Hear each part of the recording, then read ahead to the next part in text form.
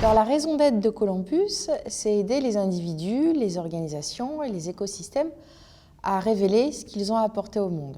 Qu'est-ce que ça veut dire cette raison d'être? Columbus est toujours un cabinet de conseil. On accompagne les entreprises dans leur transformation, mais on les accompagne dans une transformation qui est plus durable, plus pérenne, plus responsable et plus respectueuse de l'environnement et des individus. Être un cabinet de conseil société à mission pour Columbus, c'est pas nouveau. En fait, c'était déjà dans notre ADN. Au tout début de la création de Columbus, on n'a pas cherché à devenir le meilleur cabinet au monde, mais être le meilleur pour le monde. Donc en fait, en quelque sorte, la société à mission, ça vise à donner un nom à notre conviction et un nom à ce que l'on est. Alors comment ça se traduit? Ça se traduit par la façon dont on fait notre métier, la façon dont on fait notre mission. On va essayer, sur chacune de nos missions, d'intégrer des enjeux RSE, des indicateurs RSE, pour avoir un impact plus positif.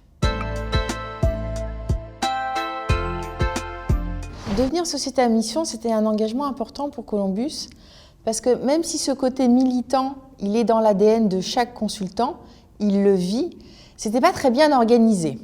Et il fallait créer un peu une dynamique, une impulsion. Alors, le fait, par exemple, de créer un comité de mission, ça permet de se mettre sous contrainte, parce qu'en face de nous, on a des dirigeants, et ces dirigeants, ils servent de tour de contrôle, donc ils nous obligent à réussir. Et puis aussi, ça permettait de mobiliser l'ensemble des collaborateurs de Columbus vers cette transformation, de manière plus rigoureuse et plus dynamique. Alors ça fait gagner du temps, le passage de société à mission, parce que ça permet de mettre un peu de rigueur dans l'organisation.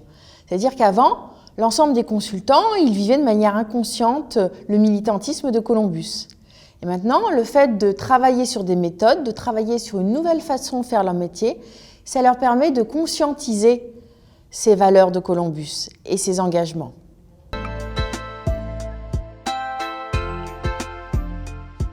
En fait, ça change beaucoup de choses pour les consultants. D'abord, ça change leur façon de faire les missions, c'est-à-dire à chaque fois, ils vont devoir s'approprier la stratégie RSE de l'entreprise cliente. Ensuite, il va falloir que chaque stratégie soit déclinée au niveau de la mission, en action, en indicateur. Et puis surtout, il va falloir sensibiliser les clients. Parce que c'est bien beau de vouloir intégrer ces stratégies RSE, mais encore faut-il que les clients soient d'accord, qu'ils soient convaincus. Donc il y a toute cette sensibilisation et ces convictions à porter. Alors peut-être qu'aussi, ça change un peu la posture des consultants. Donc il va leur falloir du courage, de la persévérance et de l'assertivité.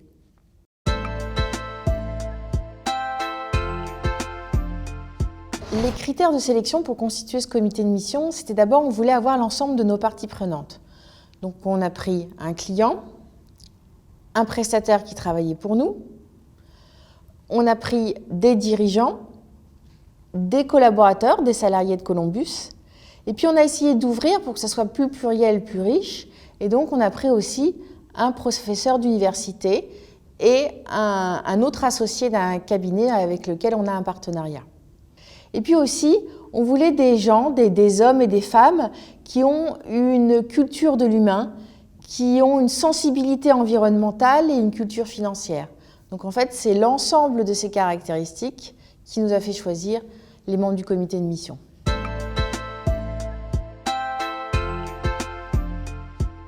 Les enjeux pour cette première année, pour le comité de mission, elles étaient multiples. D'abord, c'était nouveau pour nous d'animer un comité de mission. Et puis, lorsqu'on allait voir des entreprises qui étaient sociétés à mission, animer un comité de mission, c'était nouveau pour elles aussi. Donc, on n'avait pas de référentiel.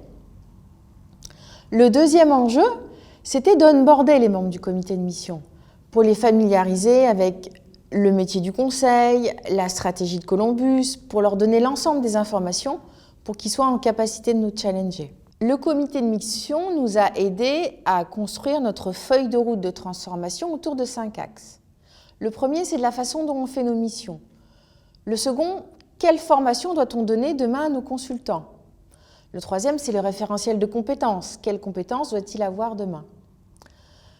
Le quatrième, c'est le management. Comment fait-on évoluer notre management en étant société à mission?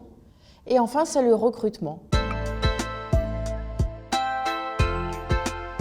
Alors, les enjeux de cette année pour le comité de mission, c'est qu'ils vont devoir passer d'une phase de conception à une phase de déploiement. Donc, l'idée, c'est aujourd'hui d'irriguer l'ensemble de l'organisation de ces nouvelles méthodes, de ces nouveaux référentiels. Alors, ça ne va pas être facile, c'est un virage culturel, aussi en matière de posture pour le consultant, parce qu'il va devoir aller voir le client pour le convaincre de mettre des critères RSE dans la mission. Et le comité de mission, il va être là comme mentor pour supporter les consultants, pour les encourager à avoir cette nouvelle posture et pour leur garantir qu'ils vont vers le bon chemin.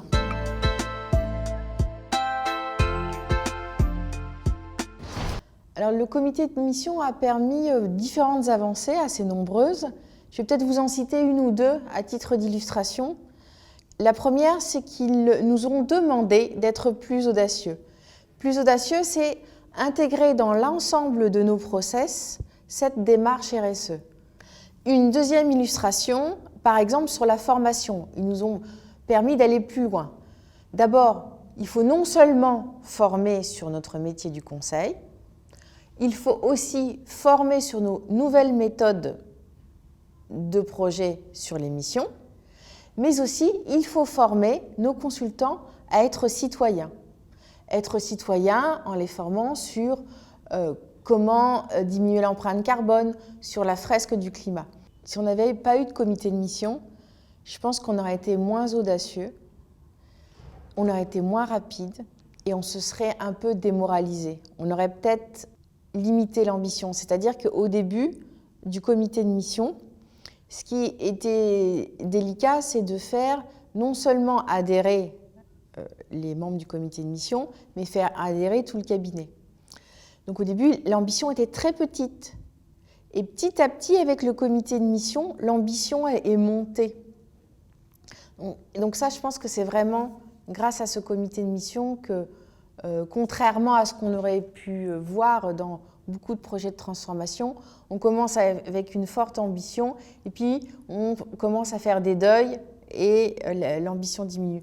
Là, ça n'a pas été le cas, bien au contraire.